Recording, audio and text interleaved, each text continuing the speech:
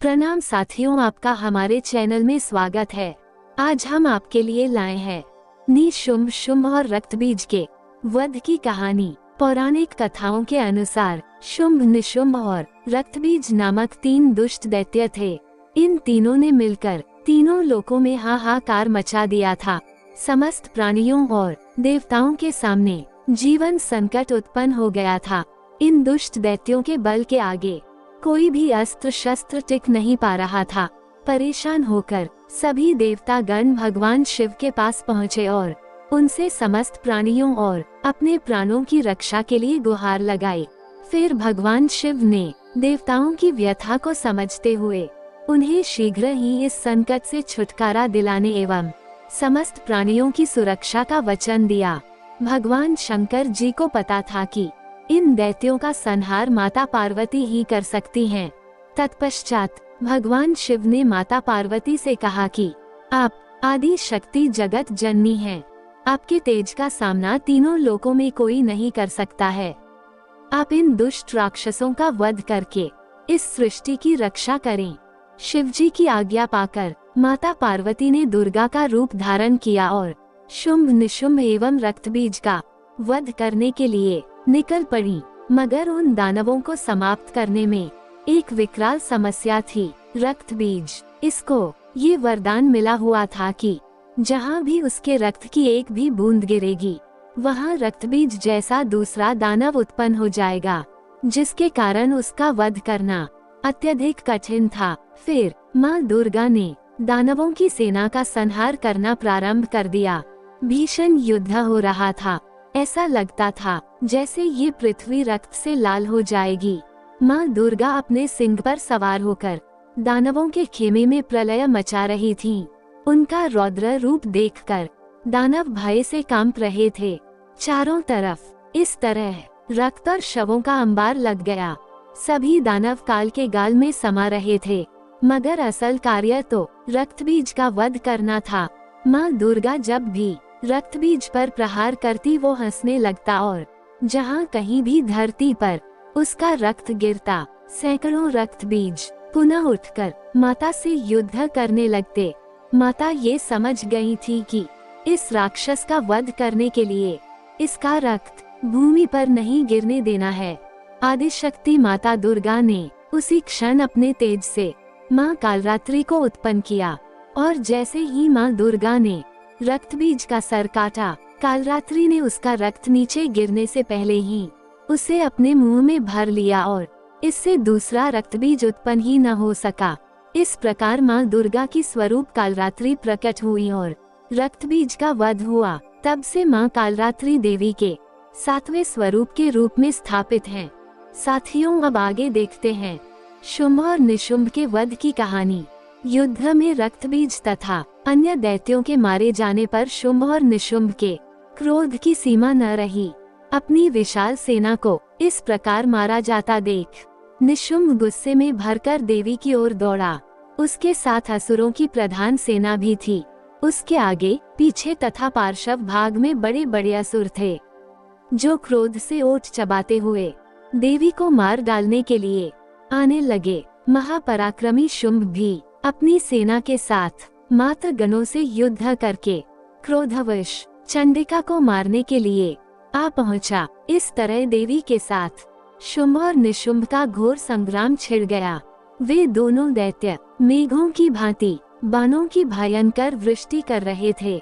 उन दोनों के चलाए हुए बाणों को चंडिका ने अपने बाणों के समूह से तुरंत काट डाला और शस्त्र समूहों की वर्षा करके उन दोनों दैत्यपतियों के अंगों में भी चोट पहुंचाई। इसी बीच शुंभ ने तीखी तलवार और चमकती हुई ढाल लेकर देवी के श्रेष्ठ वाहन सिंह के मस्तक पर प्रहार किया। अपने वाहन को चोट पहुंचने पर देवी ने क्षुरप्र नामक बाण से निशुंभ की श्रेष्ठ तलवार तुरंत ही काट डाली और उसकी ढाल को भी काट डाला, जिसमें 8 चांद जड़े थे। उसे खंड खंड कर दिया। ढाल और तलवार के कट जाने पर उस असुर ने शक्ति चलाई, किंतु सामने आने पर देवी ने चक्र से उसके भी 2 टुकड़े कर दिए।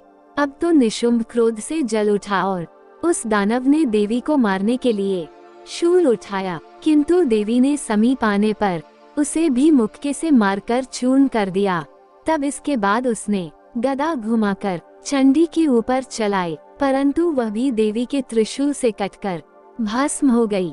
तत्पश्चात दैत्यराज निशुंभ को फरसा हाथ में लेकर आते देख देवी ने बाण समूहों से घायल कर धरती पर सुला दिया। उस भयंकर पराक्रमी भाई निशुंभ के धराशायी हो जाने पर शुंभ को बड़ा क्रोध हुआ और वह अंबिका का वध करने के लिए आगे बढ़ा। रथ पर बैठे बैठे ही उत्तम आयुधों से सुशोभित अपनी बड़ी बड़ी 8 अनुपम भुजाओं से समूचे आकाश को ढककर वह अद्भुत शोभा पाने लगा। उसे आते देख देवी ने शंख बजाया और धनुष की प्रत्यंचा का भी अत्यंत दुस्सह शब्द किया। साथ ही अपने घंटे के शब्द से, जो समस्त दैत्य सैनिकों का तेज नष्ट करने वाला था, संपूर्ण दिशाओं को व्याप्त कर दिया। तत्पश्चात सिंह ने भी अपनी दहाड़ से, जिसे सुनकर बड़े बड़े गजराजों का महान मद दूर हो जाता था, आकाश, पृथ्वी और 10 दिशाओं को गुंजा दिया। फिर काली ने आकाश में उछलकर अपने दोनों हाथों से पृथ्वी पर आघात किया। उससे ऐसा भयंकर शब्द निकला जिससे पहले के सभी शब्द शांत हो गए। तत्पश्चात शिवदूती ने दैत्यों के लिए अमंगलजनक अट्टहास किया। इन शब्दों को सुनकर समस्त असुर थर्रा उठे, किंतु शुंभ को बड़ा क्रोध आया। उस समय देवी ने जब शुंभ को लक्ष्य करके कहा, ओ दुरात्मन, खड़ा रह, खड़ा रह। तभी आकाश में खड़े हुए देवता बोल उठे, जय हो, जय हो। शुंभ ने वहां आकर ज्वालाओं से युक्त अत्यंत भयानक शक्ति चलाई, अग्नि में पर्वत के समान आती हुई। उस शक्ति को देवी ने बड़े भारी लूके से दूर हटा दिया। उस समय शुंभ के सिंहनाद से तीनों लोक गूंज उठे। उसकी प्रतिध्वनि से वज्रपात के समान भयानक शब्द हुआ, जिसने अन्य सब शब्दों को जीत लिया। शुंभ के चलाए हुए बाणों को देवी ने और देवी के चलाए हुए बाणों को शुंभ ने अपने भयंकर बाणों द्वारा सैकड़ों और हजारों टुकड़े कर दिए। तब क्रोध में भरी हुई चंडिका ने शुंभ को शूल से मारा। इस आघात से वह मूर्छित होकर वह पृथ्वी पर गिर पड़ा। इतने में ही निशुंभ को चेतना हुई और उसने धनुष हाथ में लेकर बाणों द्वारा देवी, काली तथा सिंह को घायल कर डाला। फिर उस दैत्यराज ने 10,000 बाहें बनाकर चक्रों के प्रहार से चंडिका को आच्छादित कर दिया। तब दुर्गम पीड़ा का नाश करने वाली भगवती दुर्गा ने कुपित होकर अपने बाणों से उन चक्रों तथा बाणों को काट गिराया। ये देख निशुंभ दैत्य सेना के साथ चंडिका का वध करने के लिए हाथ में गदा लेकर बड़े वेग से दौड़ा। उसके आते ही चंडी ने तीखी धार वाली तलवार से उसकी गदा को शीघ्र ही काट डाला। तब उसने शूल हाथ में ले लिया। देवताओं को पीड़ा देने वाले निशुंभ को शूल हाथ में लिए आते देख चंडिका ने वेग से चलाए हुए अपने शूल से उसकी छाती छेद डाली। शूल से विदीर्ण हो जाने पर उसकी छाती से एक दूसरा महाबली एवं महापराक्रमी पुरुष खड़ी रह कहता हुआ निकला। उस निकलते हुए पुरुष की बात सुनकर देवी ठठाकर हंस पड़ी और खड्ग से उन्होंने उसका मस्तक काट डाला। फिर तो वह पृथ्वी पर गिर पड़ा। तत्पश्चात सिंह अपनी दाढ़ों से असुरों की गर्दन कुचलकर खाने लगा। ये बड़ा भयंकर दृश्य था।